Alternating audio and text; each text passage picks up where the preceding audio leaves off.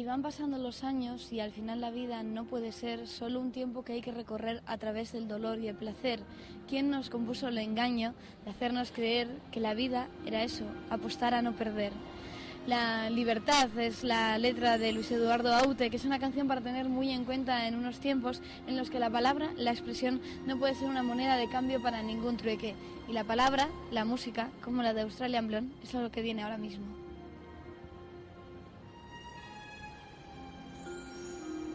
Junto a mí está Fran de Australian Blonde, la rubia australiana. Me imagino que ya después de todo el tiempo que lleváis os habrán dicho 1000 veces lo de por dónde viene el nombre, así que no os lo vamos a preguntar. Pero sí, después de tanto tiempo, una de las preguntas más obligadas es qué ha sido del Session Sound, un movimiento en el que se podría decir que empezasteis un poco. En su momento fue un movimiento que se quiso apoyar por parte de la prensa a imitación del sonido de Seattle, porque era un poco lo que estaba en aquellos años.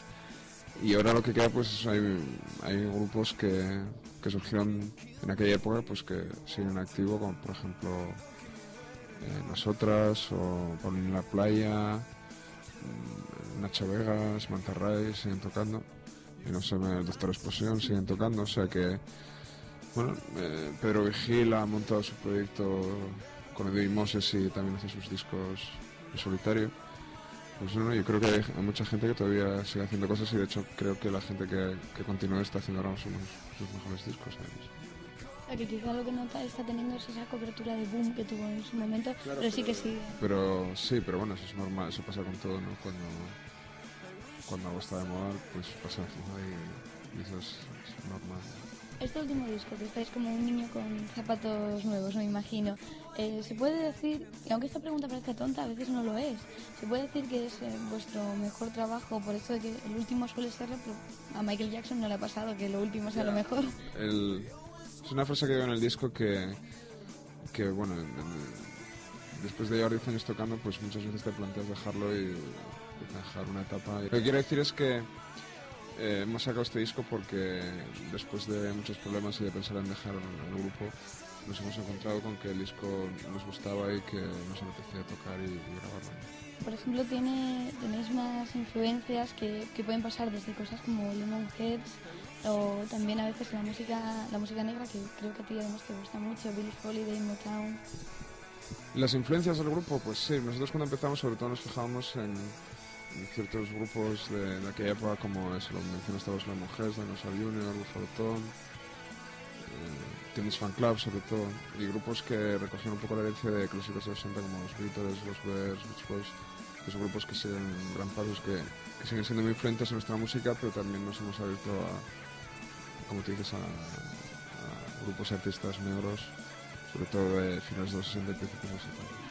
Hay quienes, cuando pasasteis del sello un poco independiente que era Subterfuge a una especie llamada multinacional, la RCA, hay quien dijo, bueno, estos se han estado aprovechando del indie para lanzarse y ahora están haciendo... ¿Cómo sobrelleváis esas críticas y sobre todo cómo os defendéis, que me imagino que está bien? Bueno, pues a estas alturas del TVO ya me parece una chorrada. En su día sí que nos hizo daño, pero bueno, ya todo el ámbito del rollo del indie, de la multinacional y venderse y no venderse, me parece un rollo adolescente que ya no tiene nada que ver conmigo ni con mi vida. No tengo ni que defenderme. Nosotros creo que hemos seguido una trayectoria bastante coherente. Además, es que el concepto mismo de venderse me parece una chorrada. O sea, cuando un panadero hace pan y lo vende, no dicen que se está vendiendo, ¿no?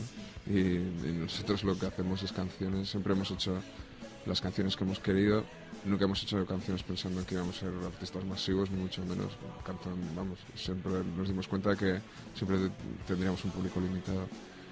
Lo que sí, bueno, sí es verdad que pero eso no tiene nada que ver con estar en una multinacional o una independiente. Cuando estás en el negocio, pues recibes presiones dentro del propio grupo, de fuera del grupo, porque, bueno, que sí que tienes la tentación del éxito y del dinero, y eso es algo que está ahí, que todos los grupos, pues, que afortunadamente han tenido cierto éxito, pues tienen que manejar, pero no tiene nada que ver, quiero decir, existen esas presiones cuando estás en una independiente o cuando estás en una multinacional. En realidad todo el mundo que invierte un dinero en un grupo quiere recuperarlo. Pero bueno, en cualquier caso, que un grupo quiera hacerse oír al mayor número de gente posible no creo que sea ningún delito, me imagino. Yo creo que no, quizá Es curioso, pero hay un sentimiento psicológico de la gente cuando empieza a comprar discos, sobre todo la gente que se considera muy fan de la música o de cierto tipo de música. Es bastante snob y excluyente y bueno, yo lo he sido y te apropias de los grupos y piensas que esos grupos son algo tuyo, ¿no? Y de repente cuando ves al tonto de la clase con el mismo disco que tú, o al tonto de la clase o al capitán del equipo de fútbol de la clase, o sea, esa persona a la que odias, con el mismo, o sea, con el disco del grupo que todo idolatrabas, en el cual tú proyectabas todas tus frustraciones y que con el que te sentías tan identificado, pues realmente te sientes traicionado. Yo creo que ese sentimiento sí que pudo haberlo tenido alguna gente con Australia, en ese sentido de que cuando empezamos pues éramos un poco el icono de grupo indie, de grupo para público enterado, ¿no? Y que cuando ya nos hicimos muy populares, pues ese halo ¿cómo se dice?, de carisma, pues pudo desaparecer y que mucha gente se haya sentido eso, traicionada, y que nos hemos vendido a las grandes a las corporaciones, ¿no? Y al imperio del mal. Pero yo creo que son emociones, sobre todo eso de adolescentes, y que de hecho la independencia juega mucho también con eso, ¿no? Mucha gente quiere sentirse especial por consumir cierto tipo de música o por vestir de determinada manera. Pues bueno, es curioso. Además, hablabas de las modas, es curioso cómo las modas pues más o menos tienen un tiempo de vida de 2, 3, 4 años, pues que es justo el periodo de tiempo que la gente de los 18 a los 23, ¿no? El periodo que está más o menos en la facultad, en el cual pues empiezas a salir por la noche, pero todavía vives en casa de tus padres, entonces pues tienes sentimiento gregario y a la vez quieres ser rebelde y todas estas cosas, ¿no? Y luego la mayoría de la gente pues se casa, empieza a trabajar y se olvida de todas estas cosas, ¿no? Y al final pues solamente queda poca gente que siga comprando música a partir de los 30 años. El tema de las ventas, hay 2 versiones de este último disco a nivel de formato, que es el Digipack. Sí, ¿se llama? Eso ha sido una cosa de la compañía con la cual pues no es que no esté de acuerdo. A mí, de hecho nos lo plantearon y dijimos que de acuerdo, que si ellos querían hacerlo, lo hicieran, pero lo que no le veo es mucho la razón de ser. Hay una edición cara y otra barata. No ves la razón de ser simplemente porque si es difícil vender un disco del estilo que sea, sacar 2 ediciones no le veo tampoco mucho sentido. Pero bueno, sí que hay una edición que tiene un bonus track, o sea, tiene 4 bonus track, o sea, eso significa que tiene 4 canciones añadidas al disco sencillo. Eso puede ser también una especie de estrategia, al menos para que se tenga esa edición de coleccionista, por llamarlo de alguna manera. Sí, ¿La estrategia de la piratería que buscan ahora las discográficas o no? Más bien... Sí, todo bien tiene algo que ver con eso, todo el mundo está entusiasmado con una idea, la de dar producto añadido, ¿no? De lo cual, entonces la gente mete un libreto con montón de fotos, o mete DVD, o mete cualquier historieta que se le ocurra. Lo que pasa es que a mí me parece una chorrada el concepto de base, porque la música en sí mismo es todo valor añadido. O sea, no, el objeto físico no tiene ningún valor, el único valor que tiene es el que es creado por el artista. Y si a la gente no le interesa eso, no le va a interesar. O sea, si a la gente no le interesa la tarta, no creo que se coma la guinda, ¿no? Cambiando bastante de ángulo, ¿seguís bebiendo Pepsi de ese anuncio de los niños llorando y vosotros en plan punk casi? Pues nada, que lo de Pepsi nos propusieron hacer un anuncio, salir en el de actores, y nos parece una idea muy divertida. Y que mucha gente piensa que el anuncio pues fue echar tierra encima sobre el grupo, sobre todo por la gente que pensaba que nos habíamos vendido, todo lo que acabamos. Entonces. Y bueno, yo pienso que no, yo creo que para nada significa haberse vendido hacer un anuncio en televisión, y que, bueno, la gente que lo piense lo respeto, pero en mi caso yo cuando escucho una canción o cuando la valoro no pienso en ese tipo de cosas, si el grupo ha hecho anuncios o no, que representa el grupo. Yo suelo escuchar la música por la música misma, no por el discurso que lleva el grupo, la imagen o lo que el grupo representa. Yo suelo consumir más música que artista. Y ahora que ya eres un poco mayor, ¿algún plan de futuro un poquito inmediato? Pues lo más inmediato, estaremos en Madrid, en la Sala Sol de Montera, tocando para el 20 aniversario, creo que es el día 24, y estaremos también en los conciertos de Radio 3 grabando por la mañana.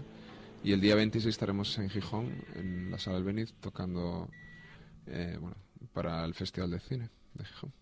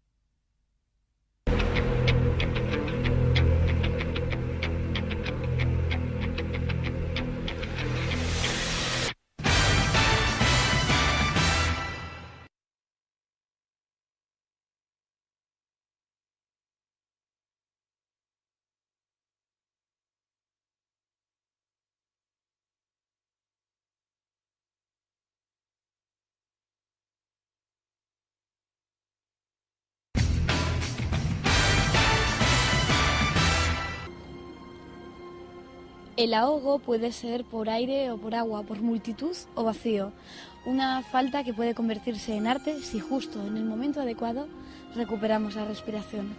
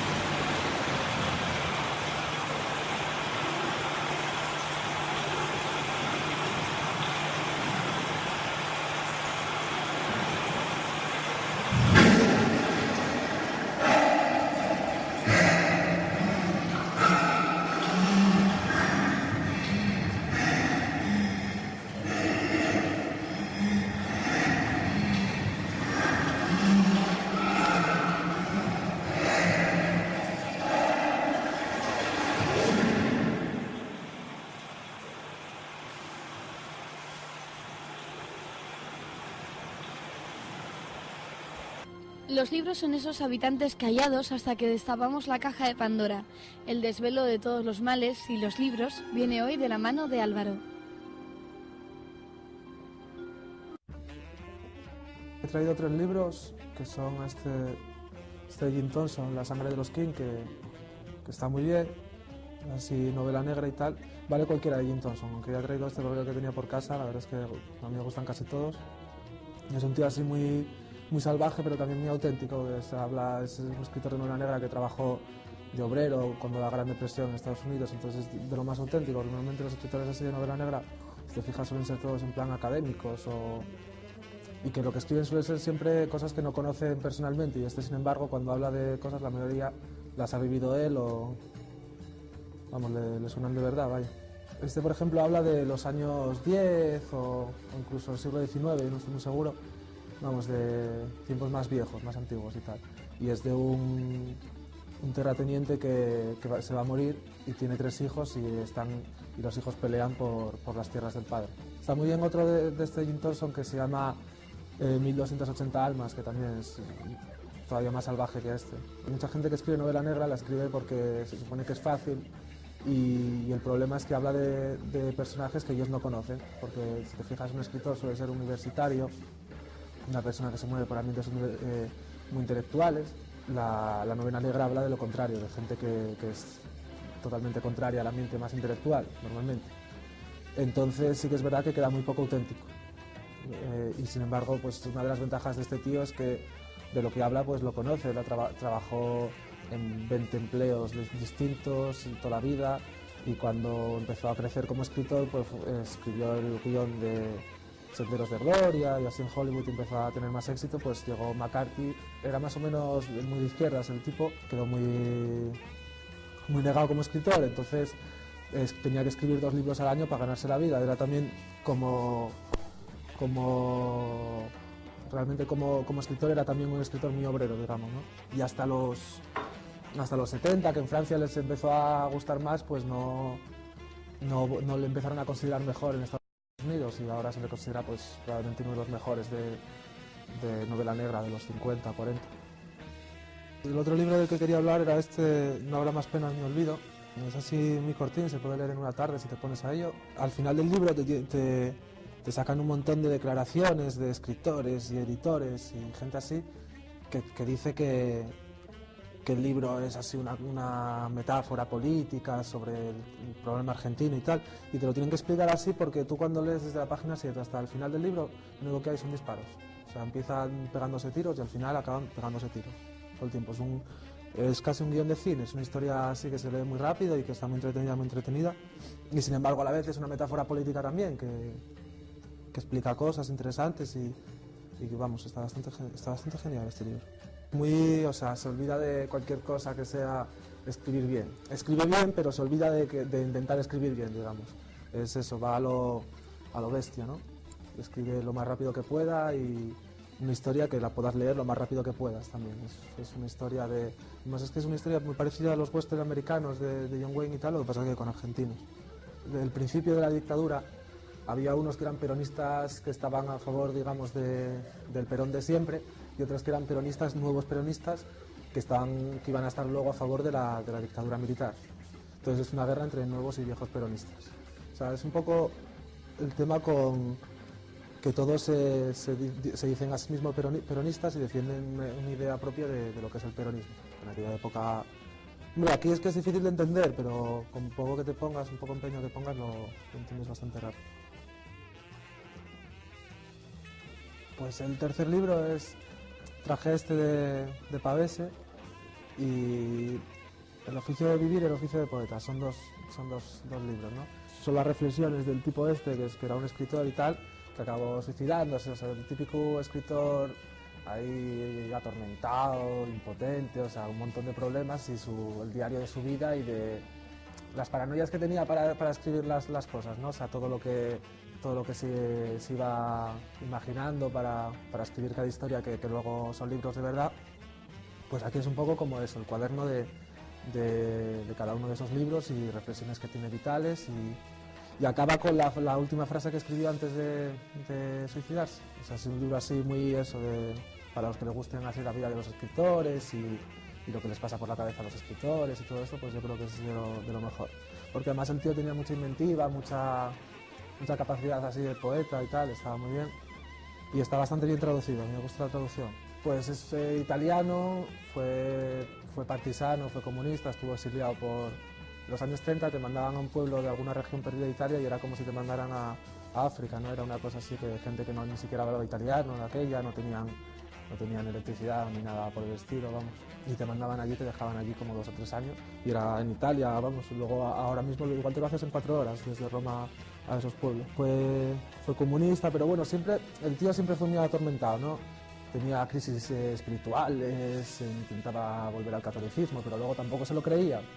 Estaba siempre buscando qué creer y también como era muy lúcido y muy listo, pues se daba cuenta que tampoco había nada que creer, ¿no?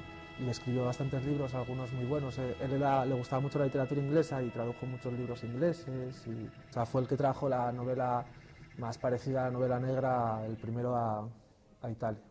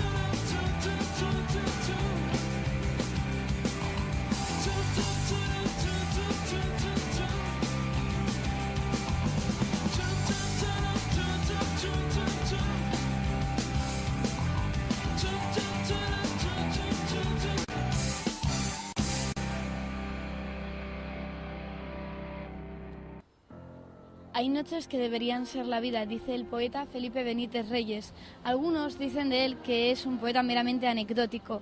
Con anécdotas largas como una noche o una vida, suspendemos la voz, la música, la palabra constante que no la sonrisa. Y el lunes a las 8 de la tarde recuperaremos la señal para dar turno a la cultura aquí, en Teleasturias.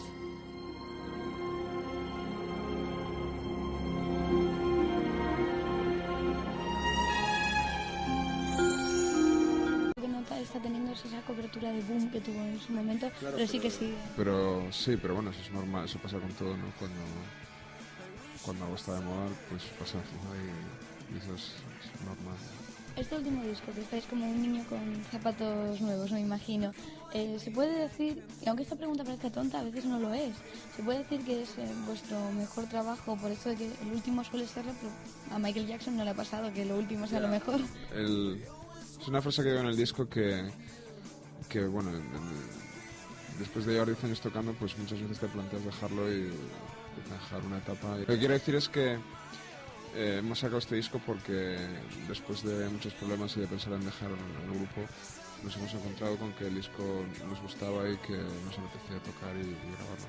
Por ejemplo, tenéis unas influencias que pueden pasar desde cosas como Lemonheads, O también a veces la música negra, que creo que a ti además te gusta mucho, Billie Holiday, Motown.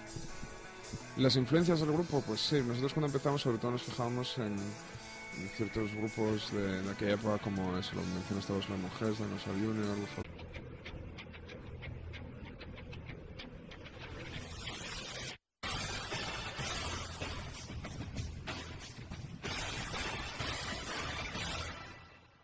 Y van pasando los años y al final la vida no puede ser solo un tiempo que hay que recorrer a través del dolor y el placer. ¿Quién nos compuso el engaño de hacernos creer que la vida era eso, apostar a no perder?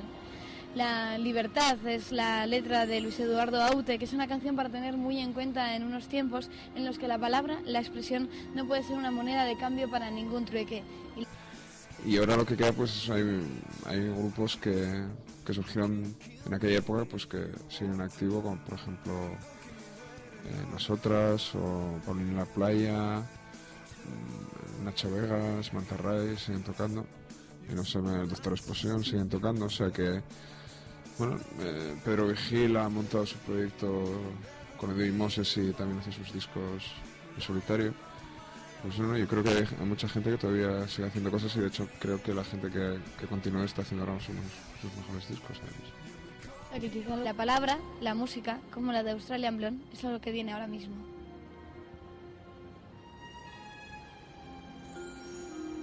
Junto a mí está Fran de Australian Blonde, la rubia australiana. Me imagino que ya después de todo el tiempo que lleváis os habrán dicho 1000 veces lo de por dónde viene el nombre, así que no os lo vamos a preguntar.